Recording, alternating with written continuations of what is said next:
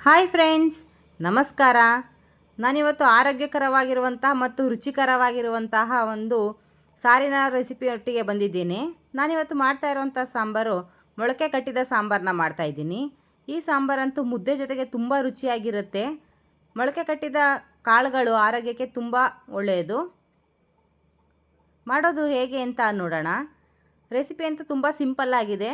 ಅಡುಗೆ ಬರದೇ ಇರೋರು ಕೂಡ ಮಾಡ್ಕೋಬೋದಂಥ ಒಂದು ರೆಸಿಪಿ ಇದಾಗಿದೆ.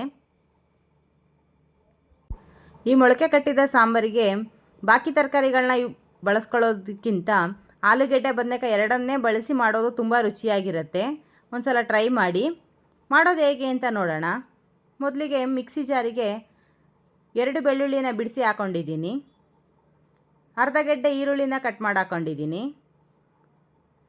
ನಂತರ 1 ಟೊಮೆಟೊ ಹಾಕ್ಕೊಂಡಿದ್ದೀನಿ. ತುಂಬ ಟೊಮೆಟೊ ಬಳಸೋದು ಬೇಡ. ಸ್ವಲ್ಪ ಕೊತ್ತಂಬರಿ ಸೊಪ್ಪು, 1 ಇಂಚಷ್ಟು ಶುಂಠಿ ಸಿಪ್ಪೆ ತೆಗೆದು ಕಟ್ ಮಾಡಿ ಇಟ್ಕೊಂಡಿದ್ದೀನಿ, ಅದನ್ನು ಹಾಕ್ಕೊಂಡಿದ್ದೀನಿ.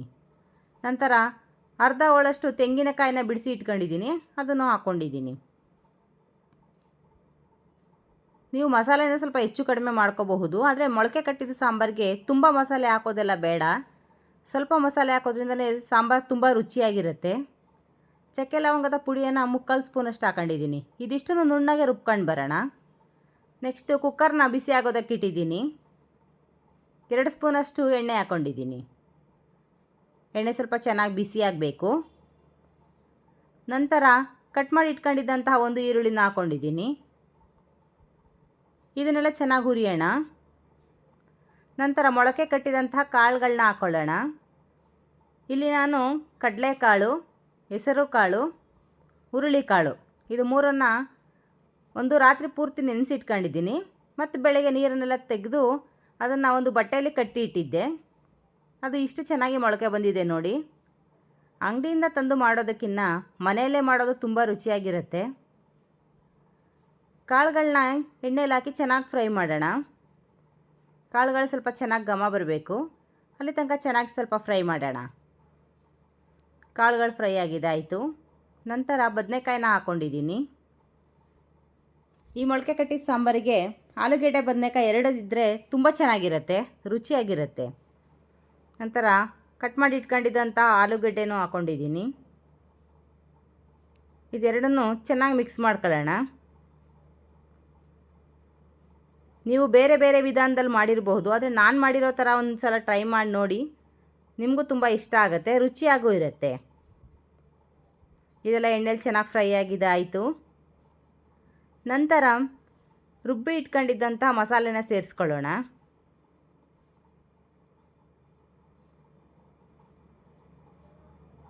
ನಮಗೆ ಸಾಂಬಾರು ಕನ್ಸಿಸ್ಟೆನ್ಸಿ ಎಷ್ಟು ಬೇಕೋ ಅಷ್ಟು ನೀರನ್ನು ಹಾಕ್ಕೊಳ್ಳೋಣ. ಎಲ್ಲ ಒಂದು ಸಲ ಚೆನ್ನಾಗಿ ಮಿಕ್ಸ್ ಮಾಡ್ಕೊಳ್ಳೋಣ.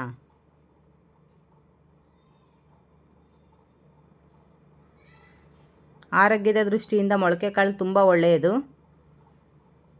ನಂತರ ನಿಮ್ಮ ಖಾರಕ್ಕೆ ಅನುಗುಣವಾಗಿ ಸಾಂಬಾರು ಪುಡಿನ ಸೇರಿಸ್ಕೊಳ್ಳಿ. ನಾನಿಲ್ಲಿ ಮಟನ್ ಸಾಂಬಾರು ಪುಡಿನ ಸೇರಿಸ್ತಾ ಇದ್ದೀನಿ.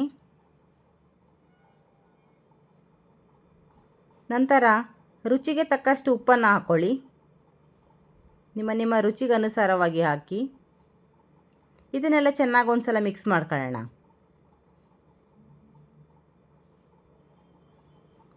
ಈ ಮೊಳಕೆ ಕಾಳು ಸಾಂಬಾರಿದ್ದರೆ ಚಿಕನ್ ಮಟನ್ ಕೂಡ ಏನು ಬೇಕಿಲ್ಲ, ಅಷ್ಟು ರುಚಿಯಾಗಿರುತ್ತೆ ಈ ಸಾಂಬಾರು. ನೋಡಿ, ಸಾಂಬಾರು ಕನ್ಸಿಸ್ಟೆನ್ಸಿ ಎಷ್ಟು ಬೇಕೋ ಅಷ್ಟು ನೀರನ್ನು ಹಾಕ್ಕೊಳ್ಳಿ. ತುಂಬ ಗಟ್ಟಿಯಾಗಿ ಮಾಡೋದು ಬೇಡ, ಸ್ವಲ್ಪ ತೆಳುವಾಗ ಇದ್ದರೆ ತುಂಬ ರುಚಿಯಾಗಿರುತ್ತೆ. ಕುಕ್ಕರ್ ಲಿಡ್ನ ಕ್ಲೋಸ್ ಮಾಡಿ 2 ವಿಷಲ್ನ ತಗೊಳ್ಳೋಣ. ರೆಡಿ ಆಯಿತು ನಮ್ಮ ಮೊಳಕೆ ಕಟ್ಟಿದಂತಹ ಸಾಂಬಾರು. ನೋಡಿ ಎಷ್ಟು ಚೆನ್ನಾಗೆಲ್ಲ ತರಕಾರಿನೂ ಬೆಂದಿದೆ, ಅಷ್ಟೇ ರುಚಿಯಾಗಿ ಕೂಡ ಇರುತ್ತೆ. ನಾನು ಮಾಡಿರೋ ಈ ರೆಸಿಪಿ ನಿಮ್ಗೆ ಇಷ್ಟ ಆದರೆ ಲೈಕ್ ಮಾಡಿ, ಕಮೆಂಟ್ ಮಾಡಿ, ಸಬ್ಸ್ಕ್ರೈಬ್ ಮಾಡಿ.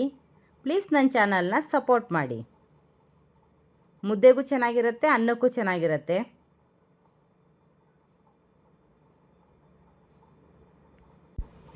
ಯಾರು ನನ್ನ ಚಾನಲ್ನ ಸಬ್ಸ್ಕ್ರೈಬ್ ಮಾಡದೆ ನೋಡ್ತಾ ಇದ್ದೀರೋ ಪ್ಲೀಸ್ ನನ್ನ ಚಾನಲ್ನ ಸಬ್ಸ್ಕ್ರೈಬ್ ಮಾಡಿ.